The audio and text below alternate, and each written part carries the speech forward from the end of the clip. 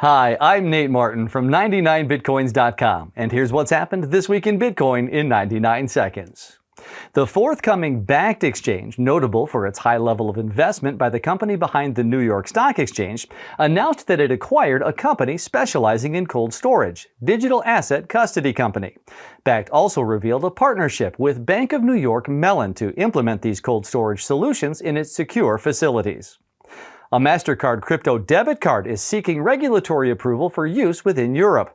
This prepaid card will allow customers to convert and spend crypto assets wherever MasterCard is accepted. The application is currently under review by the Gibraltar Financial Authority. A recent survey conducted by Harris Poll for Blockchain Capital reveals that 89% of American adults are aware of Bitcoin, 43% regard Bitcoin as a positive financial innovation, 33% believe most people will be using Bitcoin within 10 years, and 27% are likely to buy Bitcoin within 5 years. All of these positive stats have increased since the survey was last taken in 2017, with younger demographics the most favorable to Bitcoin. An HSBC bank account connected to Bitfinex was seized by the U.S. Department of Justice. It is alleged that the account was used to funnel American money to the exchange, which is prohibited from having U.S. banking customers.